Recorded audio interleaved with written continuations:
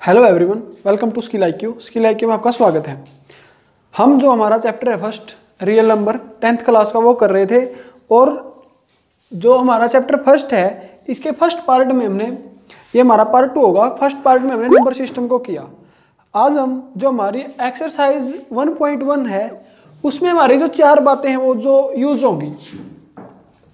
सबसे पहले तो हमारा नंबर सिस्टम जो हम कर चुके,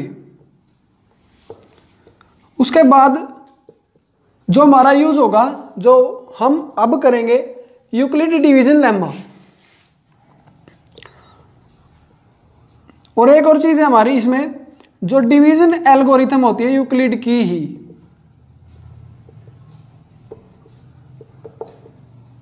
और जो फोर्थ चीज है वो होती है हमारी relation between two numbers and their HCF and LCM. मतलब ये हमारा एक फॉर्मूला होता है, हम सीधा वही लिख देते हैं। जो हमारी एक्सरसाइज 1.1 होगी उसमें हम इन चारों बातों को फेस करेंगे। और जो हमारा नंबर सिस्टम है वो हम कर चुके। इसके बाद हम जो अब डिस्कस करेंगे वो होगा हमारा यूक्लिड डिवीजन लेम्मा। तो देखते हैं कि क्या होता है यूक्लिड डिवीजन लेम्मा। तो इसके बारे में हम अब डिस्कस करते हैं। तो सबसे पहले, जैसा कि इसका नाम है कि यूक्लिड डिवीजन लेम्मा, तो मतलब जो हमारा यूक्लिड था उसी के द्वारा ही जो ये लेम्मा ये दिया गया था। ये हमारा एक होता कुछ नहीं है वैसे, अगर हम मैथमेटिकली इसको समझने का प्रयास करेंगे तो शायद समझ ना आए, लेकिन हम मैथमेटिकली नहीं इसको प्रैक्टिकली समझेंगे। तो जो भी है ये जो यूक्लिड डिवीजन लेम्मा है ये क्या होता है, सबसे पहले तो मैं वो लिख रहा हूं। तो हमारा यूक्लिड डिवीजन लेम्मा होता है A = B Q + R। अभी तक आपको कुछ भी समझ में नहीं आया होगा। और एक रिलेशन भी दी इसमें कि जो है हमारा जो रिमाइंडर है, ये बाद में ही समझ जाएंगे, बाद में लिखूंगा, मैं इसको भी नहीं लिखूंगा। तो A = B Q + R, ये जो हमारा होता है यूक्लिड डिवीजन लेम्मा होता है। और ये क्या होता है आप डिस्कस करेंगे। कोई भी जो दो इंटीजर की, कोई भी दो इंटीजर के लिए एक स्टेटमेंट होती है, तो वो देखते हैं कि कोई भी हम दो इंटीजर का एग्जांपल लेते हैं, उसके बाद ही इसको समझने में हम शायद थोड़ी योग्य हो कि ये क्या है। कोई भी दो, मान लिया कि हमने एक ले लिया 42 और एक ले लिया 455, कोई भी दो ले सकते हैं आप, जो भी आपके माइंड में है वो वही। तो इसके लिए हम जो ये स्टेटमेंट है इसको समझेंगे कि हाँ वाक्य में ये क्या है। कोई भी दो इंटीजर हम ले, कोई भी दो, उसके बाद क्या करेंगे हम, जो भी दो इंटीजर हम लिखेंगे उसमें से एक बड़ा होगा और एक छोटा। जो बड़ा होगा, मान लिया तो यहाँ पे बड़ा हमारा 455 है, तो हम इसको क्या मान लेंगे A, और जो छोटा होगा उसको क्या मानेंगे B। तो जो ये A और B हमारे पास आए हैं, कोई भी दो इंटीजर का यूज करके we can find out their HCF। तो हम उनका HCF निकाल सकते हैं by using Euclid division lemma. और लेम्मा ये जो हमें गिवन है। तो इसमें क्या होता है, सबसे पहले तो हमारा कि डिविजिबिलिटी का वो होता है, लिखते हैं हम कि अगर मैं 10 लिखूं, 10 को मैं 3 से डिवाइड करता हूं तो क्या आएगा, 3 3 जा 9 और 1। हम बिल्कुल 6th या 7th क्लास से पढ़ते हैं कि जो इंग्लिश में भी लिखूंगा, सबसे पहले तो हम 10 को क्या लिख सकते हैं, 3 × 3 + 1, कि जो है ये इंग्लिश में इसको बोला जाता है डिविडेंट। जो हमारा इसके अंदर होता है, जो हम भाग करते हैं, जो अंदर होता है हम उसको डिविडेंट, और जो भाग बाहर होता है उसको क्या बोलते हैं हम, डिवीजर। इनटू जो हमारा हिंदी में बोलते हैं भागफल आता है उसको क्या बोलते हैं, क्वोशिएंट, प्लस जो आएगा हमारा रिमाइंडर। या मतलब क्या, जो डिविडेंट है हमारा डिवीजर इनटू क्वोशिएंट, मतलब जो हमारी भाज्य होती है वो किसके इक्वल होती है, भाजक गुणा भागफल प्लस शेषफल। इसी बात के द्वारा हम इस बात पे आते हैं। तो जो भी है हमारी, जो भी इन दोनों में जो भी हमारी बड़ी रकम होगी वो क्या होगी, हमारी डिविडेंट। और डिविडेंट को हम क्या मानेंगे, डिविडेंट को हम क्या मानेंगे, A। और जो भी हमारी जो तुम्हारा छोटा इंटीजर होगा उसको हमने क्या माना है, B। तो A और B से आप पता चल गया होगा कि हाँ A और B क्या है। A और B क्या है, जो भी हम बाय यूजिंग मतलब यूक्लिड डिवीजन लेमा का प्रयोग करके हम HCF फाइंड आउट करेंगे कोई भी दो इंटीजर का। मतलब जो यूक्लिड डिवीजन लेमा होता है वो हमें दो इंटीजर का HCF फाइंड आउट करने में हमारी सहायता करता है। उसके बाद जो यूक्लिड है उसने स्टेटमेंट हमें दी है, तो हम इस पे थे। और ए और बी, ए क्या होता है हमारी, कोई भी जो दो इंटीजर होते हैं वो जो बड़ा होता है वो ए और जो छोटा होता है बी। उसके बाद हम आते हैं क्यू पर कि क्यू क्या होता है। क्यू क्या होता है, जैसे कि हमने यहाँ पे लिखा है क्वोशेंट, मतलब जो भागफल, जो भी हमारा भागफल आएगा वो क्या होगा हमारा क्यू और प्लस आर क्या होगा हमारा रिमाइंडर, जो हमारा शेषफल बचेगा। उसके बाद हम इसी प्रोसेस को आगे करते हैं। एक बार और मैं दोबारा रिपीट कराता हूं। जो ए है वो क्या हमारी, जो दो इंटीजर लेंगे हम, कोई भी दो इंटीजर हमने लिए थे, एक तो 4 और बी लिया था हमने 42, दो इंटीजर हमने लिए थे। जो ए होगा वो क्या होगा हमारा, जो ए है वो क्या हमारा 455 इज इक्वल टू बी हमारा क्या है, जो छोटा इंटीजर है 42 इंटू, तो हम क्या करेंगे इसको डिवाइड करेंगे। उसके बाद देखते हैं कि क्वोशिएंट क्या आता है और रिमाइंडर है जो वो क्या होता है। तो हम लिखते हैं ऐसे ही, जैसे हम डिवाइड करते हैं, यहाँ पे होगा 42 और यहाँ पे हमने लिखा 455। इसके बाद अगर हम इसको डिवाइड करें तो डिवाइड तो आपको आते होगा, सबसे पहले 1 पे चलेगा, क्या होगा हमारा जो 3 रिमाइंडर आएगा, फिर हम क्या उतारेंगे 35, चला ही नहीं तो उसके नाम की 0। तो जो है हमारा जो सबसे पहला स्टेप होगा, स्टेप वाइज चलेंगे हम और HCF फाइंड आउट करेंगे। तो क्या था, सबसे पहला हमारा स्टेप होगा हमने डिवाइड करना है। डिवाइड करके जो भी हमारी बड़ी रकम है आगे, जो भी हमारा डिविडेंड है उसको हम बाहर लिखेंगे। तो बाहर हमने क्या लिखा 455। उसके बाद जो छोटी रकम है वो ए होगी, और वो ए क्या थी हमारी, जो छोटा इंटीजर था वो, इनटू मतलब मल्टीप्लाई, और क्या है क्या होता है हमारा क्वोशिएंट, यानी कि जो भागफल हमारा क्या है 10 प्लस रिमाइंडर क्या हमारा 35। तो ये हो गया हमारा पहला स्टेप। उसके बाद जो भी हमारा रिमाइंडर होता है, एक एग्जांपल लिया था हमने 10 वाला कि 3 को डिवाइड किया, 3 से 9 1 आया। तो जो ये रिमाइंडर होता है इसकी कंडीशन होती है, क्या कभी ये रिमाइंडर जो हम भाग करते हैं जिससे जो हमारा डिवीजर होता है, जो भाग करने वाला होता है, क्या उससे बड़ा हो सकता है? नहीं, कभी भी यहाँ पर रिमाइंडर हमारा 4 नहीं हो सकता, 5 नहीं हो सकता। मतलब अगर हम डिवाइड 3 से कर रहे हैं, अगर हम 4 से डिवाइड कर रहे हैं तो 4 भी हमारा जो रिमाइंडर है वो नहीं हो सकता। तो जो रिमाइंडर है, रिमाइंडर के बारे में जो यूक्लिड ने कंडीशन दी है वो हमारी एक यूनिवर्सल कंडीशन होती है। तो उसको हम क्या लिख सकते हैं, जो रिमाइंडर है वो किससे बड़ा होगा हमारा बी से, और मतलब बी से तो क्या होगा, बी बड़ा होगा रिमाइंडर से, बी से रिमाइंडर क्या होगा छोटा होगा, और जो रिमाइंडर है वो किससे बड़ा होगा हमारा 0 से, और 0 के इक्वल भी हो सकता है। तो हमारी ये कंडीशन है, जो रिमाइंडर है वो क्या होगा बी से तो छोटा होगा और 0 से क्या होगा बड़ा होगा। तो ये हमारा पूरा का पूरा यूक्लिड डिवीजन लेमा, हम इसको आगे फॉलो करते हैं। तो सबसे पहले हमारा पहला स्टेप हुआ ये। उसके बाद सेकंड स्टेप में क्या करना है, जब भी हमारे पास या नीचे उतारने के लिए कुछ नहीं बचा हो, जो हमारी प्रोसेसिंग है पहले बार मतलब डिविजिबल मतलब भाग करने की, उसके तुरंत बाद हम क्या करेंगे, जो हमारा रिमाइंडर है, रिमाइंडर के बाद जो भी हमारा बी की वैल्यू थी या जिससे हम भाग कर रहे थे उसको उतारेंगे। तो हम 42 को यहाँ पे लेंगे, इसके बाद फिर डिवाइड करेंगे। तो सबसे पहले किस पे चलेगा, ये 1 पे, तो 35 1 जा 35, और क्या बचेगा हमारे यहाँ पर 7। तो उसके बाद यहाँ पे कुछ नहीं है, मतलब 2 सेकंड प्रोसेस है हमारी भाग करने की, वो भी हमारी कंप्लीट हो गई। इसके बाद फिर वही स्टेप लिखना हमने बार बार, कि जो ये हमारा फर्स्ट स्टेप था, तो ये हमारा फर्स्ट स्टेप है यहाँ पे। तो सेकंड स्टेप हमने क्या किया है, यहाँ पे हमारा जो ए है वो क्या है, मतलब जो बड़ा इंटीजर है जो हमने अंदर लिखा है, जो डिविडेंड है वो क्या हमारा 42। तो सेकंड स्टेप में यहाँ पे क्या आएगा हमारा 42 इज इक्वल टू, उसके बाद जो हमारा बी है, जो फर्स्ट स्टेप में बी था वो 42 था, और जो सेकंड स्टेप में हमारा बी है वो क्या हमारा 35। उसके बाद इनटू, मतलब जो भी हमने जिस पे चलाया, जो भी भागफल हमारा, जो भी क्वोशिएंट है वो क्या है 1, प्लस रिमाइंडर क्या हमारा, क्योंकि थर्ड स्टेप में प्लस में हमारा रिमाइंडर है तो रिमाइंडर क्या हमारा 7। तो ये था हमारा second step. Similarly Euclid division lemma क्या कहता है कि जब तक हमारा रिमाइंडर ना हो तब तक इस प्रोसेस को चलाते जाओ। तो अभी तक तो हमारा रिमाइंडर 0 नहीं आया है। इसके बाद फिर हम क्या करेंगे, यहाँ पे किसको उतारेंगे 35। तो सबसे पहले किस पे चले गए 35 से, हम तो 5 पे, 7 5 35, तो रिमाइंडर क्या आएगा 0। इसके बाद ये क्या होगा हमारा थर्ड स्टेप। तो थर्ड स्टेप में हम क्या लिखेंगे, इसको रेज कर देते हैं एक बार। तो जो थर्ड स्टेप है हमारा, उसमें ए की वैल्यू क्या है, थर्ड स्टेप में जो डिविडेंट है वो क्या है, तो थर्ड स्टेप में जिसको हमने भाग किया है, जो भाज्य हमारा वो क्या है 35 इज इक्वल टू किसके इक्वल है ये, मतलब जिसमें चलाया वो 7 है चलाया, और जो भागफल है वो क्या है 5 और रिमाइंडर क्या है 0।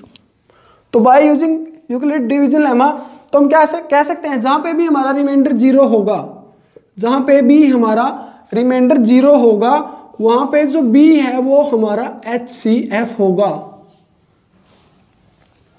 तो जहां पे भी हमारा रिमाइंडर 0 होगा b वहां पे क्या होगा हमारा HCF होगा। तो यहाँ पे जो रिमाइंडर है 0 इस टाइम में आया है, तो यहाँ पे ये हमारी a की वैल्यू और ये क्या हमारी b की वैल्यू, और ये क्या था हमारा क्वोशेंट। तो जो b है b की वैल्यू क्या हमारी इस स्टेप में, तो वैसे भी b कहाँ पे हमारा यहाँ पे फर्स्ट स्टेप में b ये था, सेकंड स्टेप में b ये था, थर्ड स्टेप में b क्या है 7। तो थर्ड स्टेप में b 7 है और जहाँ पे रिमाइंडर 0 है तो b is equal to 7 is equal to HCF, मतलब इन दोनों डिजिट का HCF क्या होगा हमारा 7 होगा। तो यूक्लिड डिवीजन लेमा सिर्फ हमें यही कहता है कि इसी प्रोसेस की ये जो स्टेटमेंट है it is true for all integer. Integer को हमने कल जो हमारा नंबर सिस्टम का पार्ट था लास्ट पार्ट उसमें डिस्कस किया था कि all point are integer which are not in decimal. ऐसे सभी हमारे जो नंबर होते हैं वो पूर्णांक होते हैं जो दशमलव में ना हो। For it is true for all integer, मतलब कोई भी दो इंटीजर हो तो by using Euclid division lemma we can find out their HCF। तो ये था हमारा यूक्लिड डिवीजन लेमा। तो इसके बाद जो हमारा सेकंड स्टेप था यूक्लिड डिवीजन एल्गोरिथम हम बाद में करेंगे क्योंकि वो अभी पजल कर देगी। उसके बाद जो हमारा रिलेशन थी HCF और LCM में वो करेंगे।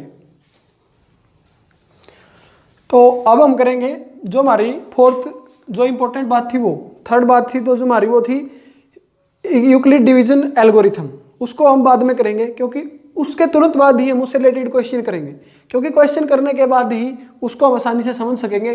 तो हम एक्सरसाइज 1.1 करेंगे, जब उसके क्वेश्चन आएंगे उसी से पहले करेंगे। उससे पहले हमारा जो ये फॉर्मूला है इससे रिलेटेड जो एक या दो क्वेश्चन हमारे वो देखते हैं हम, वो क्या है कि first integer into second integer, मतलब हमारे दो इंटीजर होते हैं, कोई भी दो इंटीजर, उनके लिए हमारे जो ये फॉर्मूला है कि फर्स्ट इंटू सेकेंड, वो क्या होगा जो उन दोनों इंटीजर का HCF होगा और जो उन दोनों का LCM होगा, उन दोनों की मल्टीप्लाई के इक्वल जो इंटीजर है उन दोनों की मल्टीप्लाई होगी।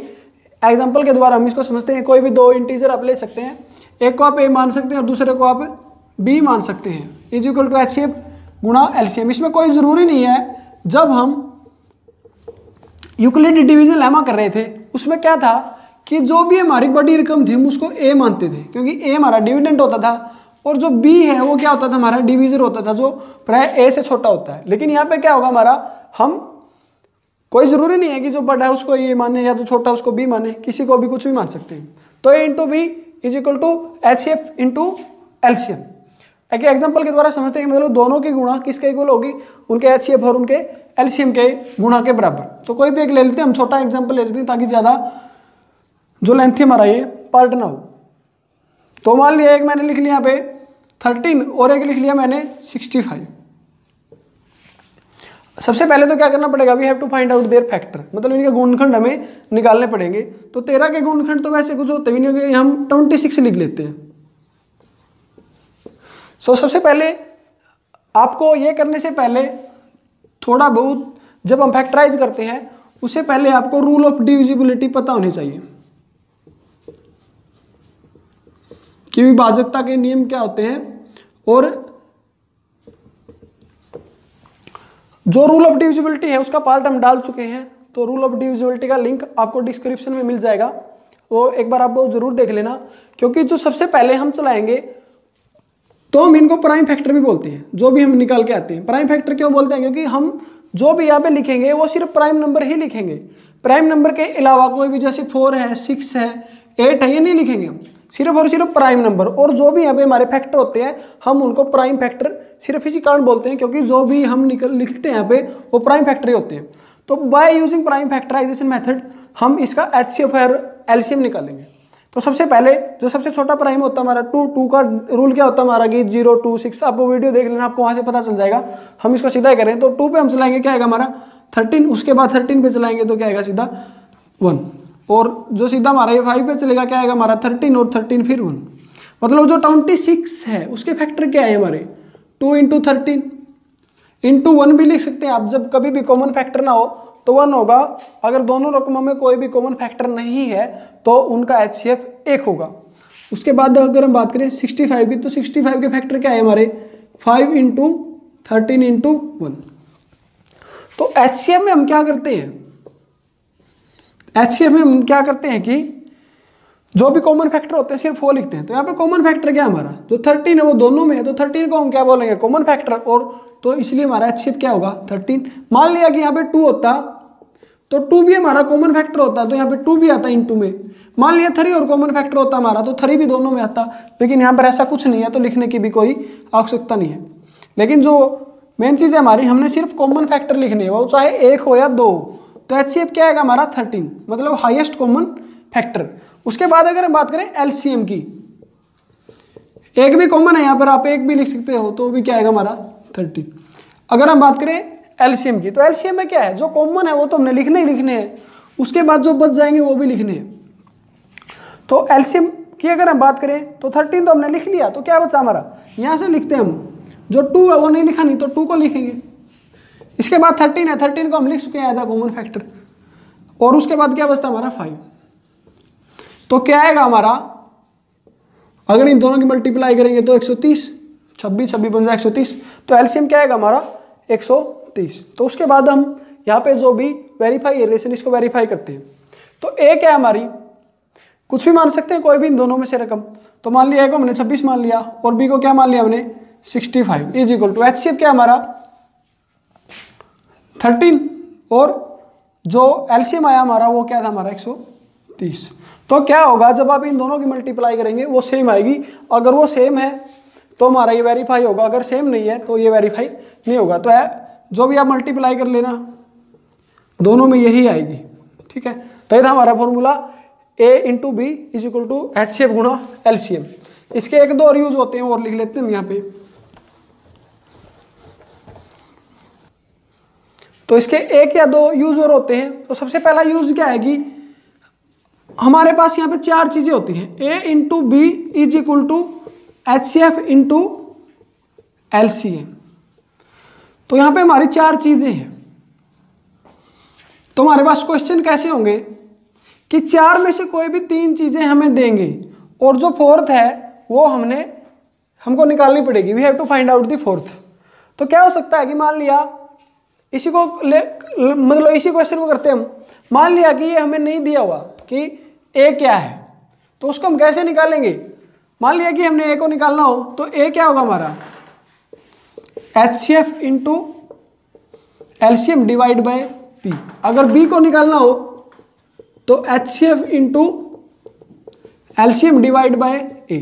अगर HCF फाइंड आउट करना हो, A भी गिवन हो, B भी गिवन हो और LCM भी गिवन हो, तो हमारा जो LCM है इस साइड आके क्या होगा डिवाइड में आएगा। तो LCM किसके इक्वल होगा हमारा A × B divide by HCF। Similarly अगर हमने HCF निकालना हो तो A × B divide by LCM given होगा तब जब LCM निकालना होगा। तो जो ये चारों की चारों चीज़ है अलग अलग से हमें निकालनी हो सकती है।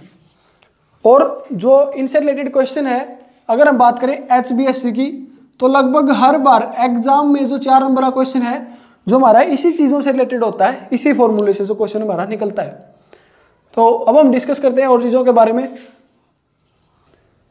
तो अब हम जो हमारी एक्सरसाइज 1.1 उसको स्टार्ट करते हैं। जो हमारी एक्सरसाइज 1.1 है सिर्फ इसके इंट्रोडक्शन में हमारी एक चीज़ बचती है और वो है यूक्लिड डिवीजन एल्गोरिथम। और जो एक्सरसाइज 1.2 का इंट्रोडक्शन है वो भी हम कर चुके हैं। तो अब हम एक्सरसाइज 1 और एक्सरसाइज 1.2 को कंप्लीट करेंगे। उसके बाद 1 या 2 थ्योरम होगी जिसका हम यूज करेंगे एक्सरसाइज 1.3 में। तो सबसे पहले हम इस क्वेश्चन को देखते हैं कि क्या है, इसका HCF निकालना है। जब भी हमें HCF निकालना हो तो जो हमारा यूक्लिड डिवीजन लेमा है उसका यूज करके हमने HCF निकालना है। तो हमारा यूक्लिड डिवीजन लेमा हमने किया था वो क्या था, A = BQ + R। और जो R था वो क्या था हमारा, जो B से तो क्या था हमारा छोटा था वो, और किससे बड़ा था वो 0 से और 0 के इक्वल भी। तो ये हमारा यूक्लिड डिवीजन लेमा था, इसका यूज करके ही हमने इसका HCF निकालना था। जो सबसे पहले हमारा स्टेप था वो क्या था कि जो A होगा हमारा, A वो रकम होगी हमारी जो बड़ी है, जो डिविडेंड होगी हमारी, और उसके बाद B क्या था हमारी जो छोटी रकम होगी। तो हम क्या लिख सकते हैं, इसी प्रकार हम कर सकते हैं इसको। तो सबसे पहले हम क्या करेंगे, जो बड़ी रकम है उसको अंदर लिखेंगे, जो 225, और जो A है वो क्या हमारी 135, 135। तो जो पहला स्टेप है उसमें हम डिवाइड करेंगे, तो डिवाइड में क्या आएगा हमारा 135 को 225 में चलाएंगे हम 1, तो यहाँ पे क्या बचेगा हमारा 135, और जो रिमाइंडर है हमारा वो क्या होगा 90। तो फर्स्ट स्टेप में क्या निकल के आया कि जो A है वो क्या है हमारी A 225, और जो B है वो क्या थी हमारी 135, और क्वोशिएंट जो इस पे हमने भागफल था हमारा जो चला है वो 1, प्लस रिमाइंडर जो शेषफल बचा हमारा फर्स्ट स्टेप में वो क्या हमारा 90। उसके बाद सेकंड स्टेप में क्या करना है कि जो भी रिमाइंडर हो बचो, उसके बाद जो फर्स्ट स्टेप में B की वैल्यू थी उसको नीचे उतारना है। तो अभी किस चीज में चलेगा हमारा 1 पे 90 एकम 90, तो 45 क्या बचेगा हमारा शेषफल 45 है जो क्या होगा हमारा शेषफल। तो सेकंड स्टेप हमारा, सेकंड स्टेप में जो A क्या है वो क्या हमारा 135, और जो B है वो क्या हमारा 90, और जो भागफल है वो क्या हमारा 1, और जो रिमाइंडर है वो क्या हमारा 45। इसके बाद जो थर्ड स्टेप होगा हमारा, हम यहाँ पे क्या लिखेंगे 90, तो किस पे चलेगा 2 पे, तो यहाँ पे क्या आएगा हमारा 45 दूनी 90, 0 से कैंसिल आउट होगा, तो रिमाइंडर क्या होगा हमारा 0। तो ये हमारा फर्स्ट स्टेप था, ये हमारा जो सेकंड स्टेप, और ये हमारा जो थर्ड स्टेप है। तो थर्ड स्टेप में हमारे पास जो A की वैल्यू वो क्या हमारे पास 90, और जो B है वो क्या हमारा 45 इंटू जो भी हमारा भागफल है वो क्या है, थर्ड स्टेप में हमारा जो भागफल है वो क्या हमारा 2, प्लस रिमाइंडर क्या हमारा 0। और यूक्लिड डिवीजन लेमा हमारा क्या कहता है कि जहां पे भी रिमाइंडर क्या हो 0, here R is equal to 0, मतलब रिमाइंडर क्या है 0, hence B is equal to HCF। B हमारा क्या होगा HCF होगा, और B की वैल्यू हमारे यहाँ पर क्या है, हमारे यहाँ जो जहां पे रिमाइंडर 0 उस टाइम में 45। तो ये होगा हमारा HCF क्या होगा 135 और 225 का 45। तो ये था हमारा फर्स्ट क्वेश्चन का पार्ट नंबर 1। जो सेकंड और थर्ड पार्ट है वो आप खुद ट्राई करेंगे, क्योंकि दोनों के दोनों पार्ट सिमिलर हैं बिल्कुल, फर्स्ट और जो फर्स्ट स्टेप था हमारा इसके। और उसके बाद जो हमारा सेकंड क्वेश्चन है, थर्ड क्वेश्चन है, वो हमारा यूक्लिड डिवीजन एल्गोरिथम पर रिलेटेड है, यूक्लिड डिवीजन एल्गोरिथम से, उसको हम नेक्स्ट पार्ट में डिस्कस करेंगे। तो thanks for watching, thank you. अगर आपको वीडियो पसंद आया हो तो वीडियो को लाइक जरूर कीजिएगा और हमारे चैनल को सब्सक्राइब जरूर कीजिएगा। Thank you.